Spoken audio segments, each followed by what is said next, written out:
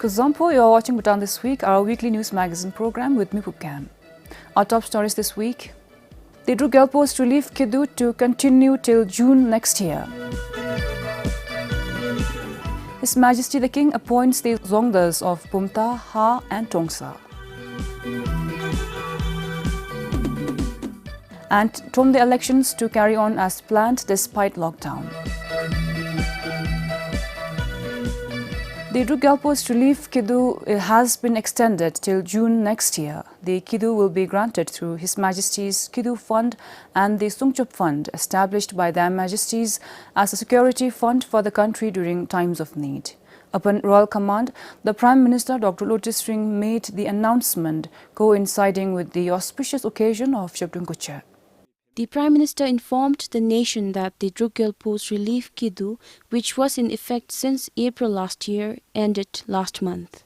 But considering the ongoing social economic difficulties the people face due to the COVID-19 pandemic and the uncertainties stemming from regional and global developments, His Majesty commanded the continuation of relief Kidu for another 15 months.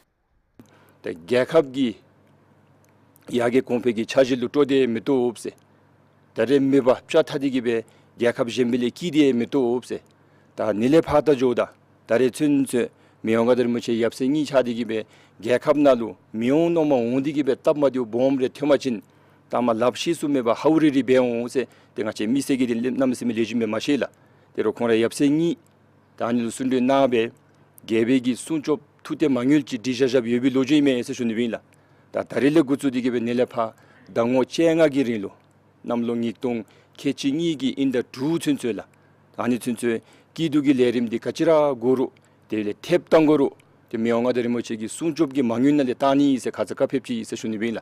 While making the announcement, the Prime Minister recalled His Majesty's coronation address to the nation, which has always resonated in His Majesty's actions. Yakabdi, the Jomi Kablu gave Zumbi Miju, say, Pamchi Zumbi Chambakini, say, Pinche Zumbi Dushekini, say, Buzum Chibe Cha Shunani, Semidi, the Tevera Pumugule, two the Sunsumigi Tsime, Seshunivilla. The Kablo Kachisuin, say, watching Nalu Gopcho, Kane, me, say. Misselu Yobachin, Nalu Yobzumchi, say. Misse Dewada Gaki Nalu Dusubachin, Nigi Reva Redus Tirain, say, Mionga de Michigi Titolo Pibicablo, Teverasunai. Daregi Netang Tizumchulu Chemdaloe, Pebdaloe, the Loju di Tebra Sumbe, the Natingile, Achigi Revale, Hagdigibe, Missiki Chash up to Shunidi gave Genku Iminale, Chash up to Shunigi Kokap Tomidilu, gave Nami Simitungi Rai, gave Melam Dupseru Techi Ime Sivika Pebdadi, the Tonghila Luju, but not Tamasu Sishunivilla. Upon royal command, the National Resilience Fund was set up in April 2020 to provide economic relief to people through the Druk Post relief Kidu. The relief Kidu granted monthly income support to individuals and loan interest payment support to borrowers. As per the Druk Post relief Kidu page, during the last 1 year, over 37,000 people and their children have been granted the monthly income support Kidu. At the same time, close to 140,000 loan accounts benefited from the interest payment support. Samtin Dolkar, PBS News. His Majesty the King granted Thar to appoint the Zongdas of Pumta, Ha and Tongsa. The ceremony was held at the Tashichozong in Thimphu. Gezang Choden Doji is the new Bumthang Zongda. Before the current appointment, the 55-year-old was serving as the Director General for the Department of Adult and Higher Education of the Education Ministry. Similarly, Rabki Topden from Tongsa has been appointed as the new Ha Zongda. He was serving as Director in the Directorate Services of the Agriculture and Forest Ministry before assuming the new post. Tongsa's new Zongda is Pup Rinze, the former Director of the Construction Development Board.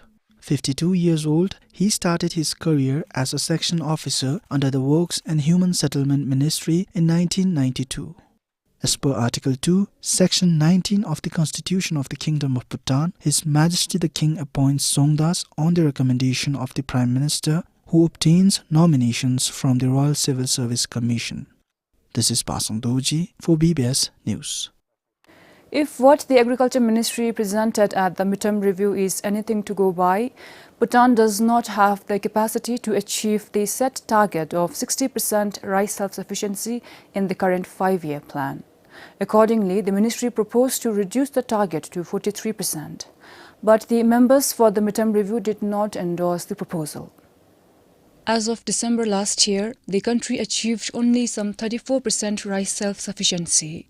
Currently, it is one of the key performance indicators of the plan at risk. According to the ministry, over the years, there has been a decrease in the area of land used for rice cultivation. Its findings show that more wetlands are left fallow in Punakha and Wandifoda due to shortage of irrigation water. And in between 2017 and 2019, the country's total land under cultivation decreased by almost 21,000 acres.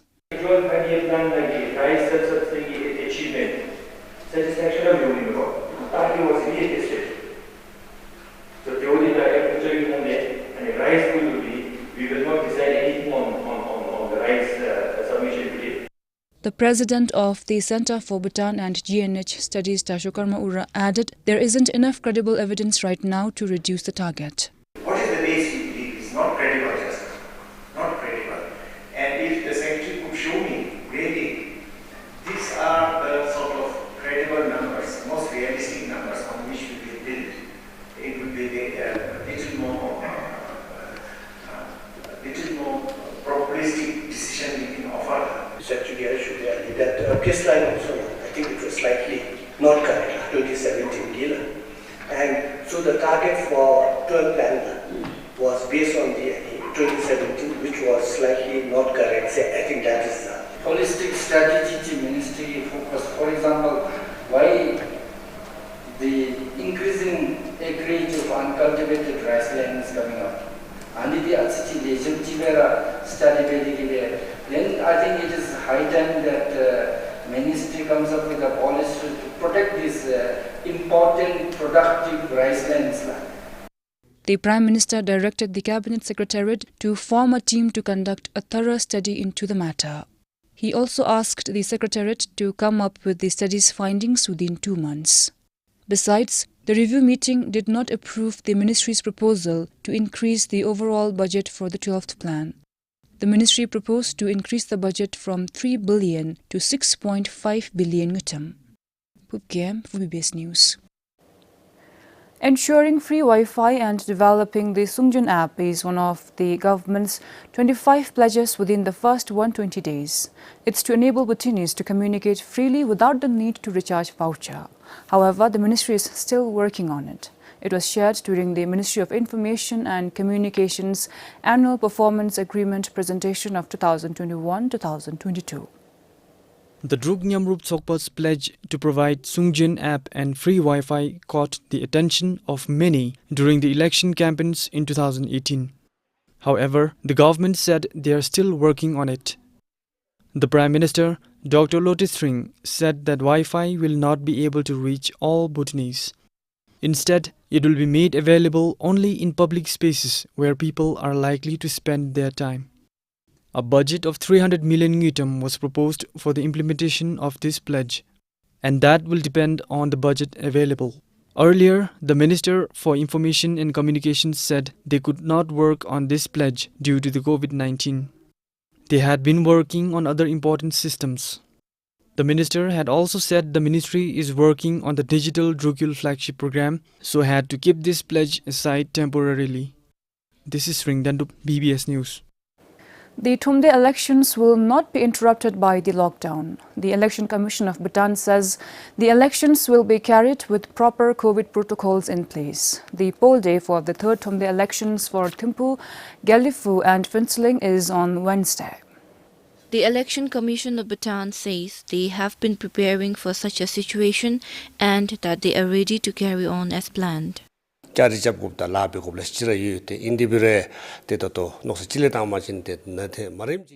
are many things to be done as the election approaches. But from one side, it is good that the lockdown happened now because we will have to work on how to go with the election. There won't be much issues because we were already preparing for such situations.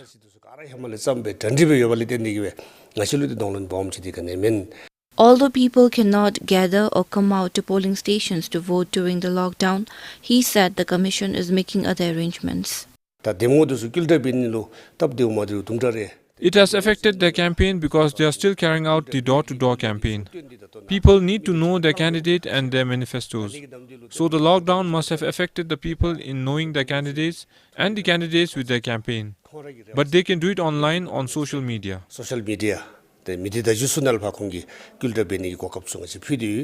Meanwhile, the candidates are of the view that meeting people face-to-face has a greater impact to talking over the phone. However, they said in the interest of the nation, the lockdown is must. The commission is also contacting all voters so they can decide on how to go about the plans. Kiletim for BBS News. The MP Chodajamso from Nganglam constituency died on Sunday at Berlanda in Wandifada. A doctor said the probable cause of death is food poisoning. Another 2 men who were with the MP are recovering at the Wangdi hospital. On Saturday, the 56-year-old MP and one of his relatives went to Belangdane to meet his nephew, who is a Kempo there. And on Sunday, the 3 of them went out to visit the sacred places in the area. On their way back, they collected the wild plants which they had for dinner. This is the plant they collected. It is locally called Nimchung and is not edible. Sources say they might have mistaken it for this edible one. It is called Dem. Unfortunately, they look similar. Sources say half an hour later after dinner, the MP started vomiting and had a seizure. The other 2 men then called their neighbor. By the time the neighbor reached the house, the men also started showing the same symptoms. The neighbor then called the hospital for help, but it was too late by the time the health team reached the site. The house is about 45 minutes walk from the nearest road. The doctor said they're again sending the plant sample to the National Biodiversity Center at Serbitang for identification since they could not identify it today. Cherajamso was serving as an MP for the 3rd consecutive term. He is survived by his wife and 2 children. For Changadoji in Wangdipoda, Sonomongdi, BBS News. The Bhutan Council for School Examinations and Assessment declared the Class 10 examination results for 2020. The overall pass percentage is more than 96%, and this is an increase by almost 3% from the previous year. Sirijanagiri from Ugen Academy topped the Bhutan Certificate of Secondary Examination of 2020 with 94.6%. Rigzil Hamo from Longten Zampa Middle Secondary School came in second with 94%. And 3 female students shared the 3rd spot, Kunzong Somo from Jampu Central School, Hishit Siang Zam from Ugen Academy, and Namka Dhamma from Gesraling Central School. I was a bit worried what would be the result, what kind of result they will bring in. But then I'm very happy today to declare that they have done extremely well. Even if you look at pass percentage, this time we have 96.5%, 57%. If you really round it up, it is almost 97%. So in other words, every 100 students appear in class 10 exam. Only 3 students failed. Almost 13,000 students from 130 schools registered for the exams. Of this, around 12,300 passed and more than 400 students failed. Around 1,800 students will be absorbed in private schools this year. Admission into government schools will take place after the completion of admission in private schools. Choni Dhamma for BBS News. Taking the COVID jab is still a worrying decision for any pregnant woman or breastfeeding mother. However, the Health Ministry says there hasn't been any report of serious adverse effects who decided to get vaccinated. More than 8,000 breastfeeding and pregnant women have received the vaccine in the country so far.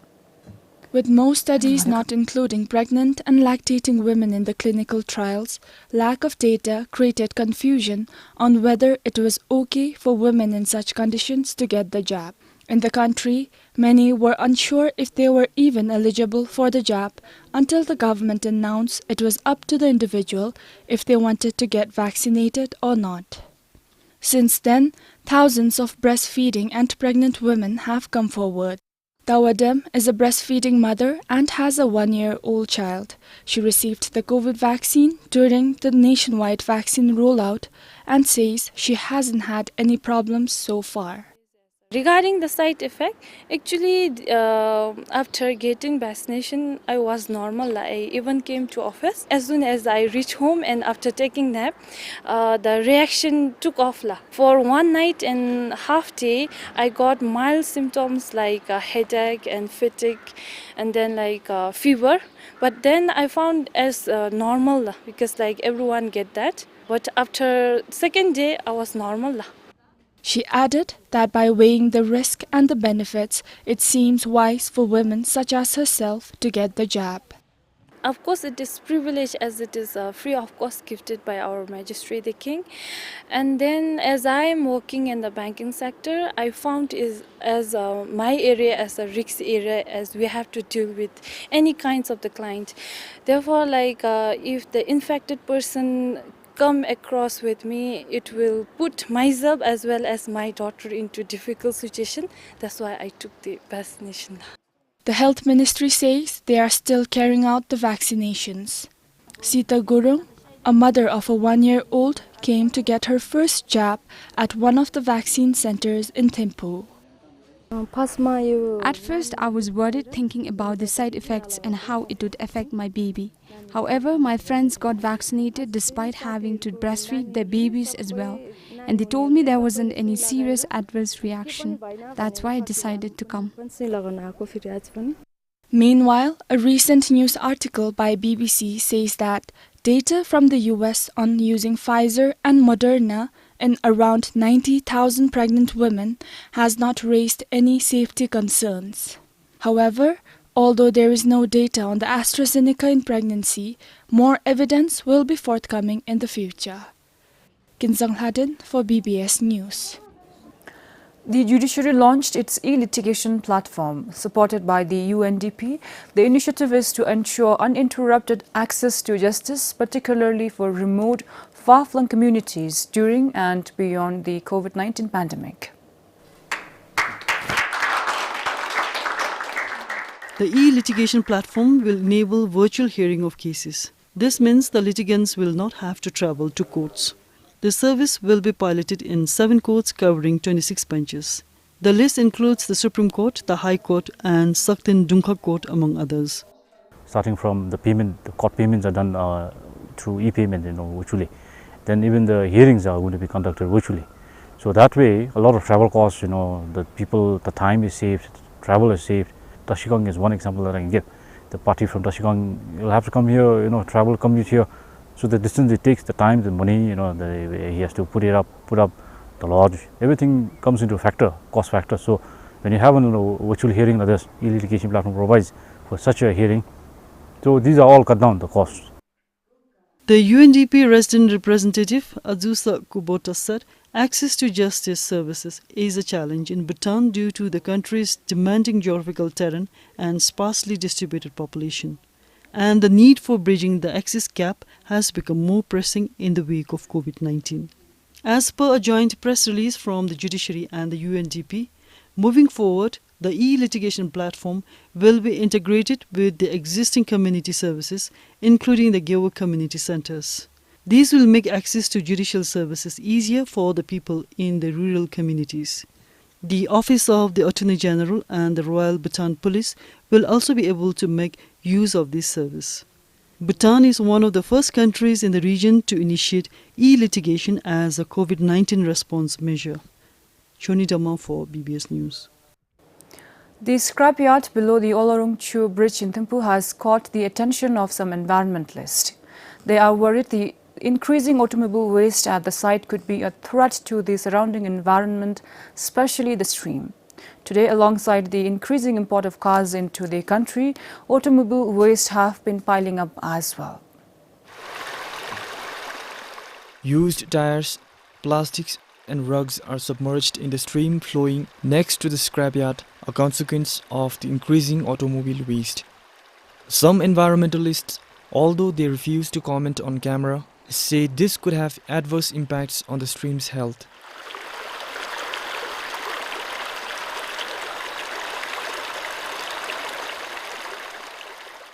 They are also questioning how the Tromde could allow such a site by a river. According to the Water Act of Bhutan 2011, under the development upon bed and bank section, it is mentioned that no person shall develop or otherwise encroach upon bed and banks of watercourses and a strip of land the width as determined in regulations under this act, except for operation and implementation of activities with an environmental clearance. But the Thimphu Tromde says it is a temporary arrangement as an inter-district bus terminal has been proposed in the area. And once its works begin, the scrap, mostly off-road and unclaimed vehicles and machinery will have to be lifted. Moreover, the office reasons that as per the National Environment Commission's environment clearance procedure, the temporary arrangement is listed under the green category and not subjected to environmental assessment process. The Tromde also claims of constantly monitoring the stranded and unclaimed vehicles in the Olaka workshop area and reminding the concerned owners to dispose them. Meanwhile, Mongal Singh, who runs a scrapyard near Olarungchu, says ever since the closure of the border gates followed by lockdowns due to the COVID-19 pandemic, the export of automobile scraps slowed down. This put pressure on the limited private space for storing such waste.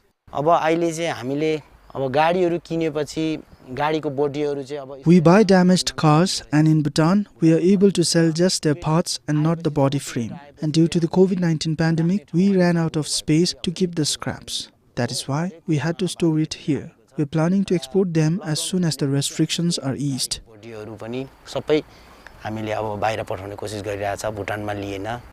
For now, until the works for the new bus terminal start and the COVID-19 situation improves, the scraps are here to stay.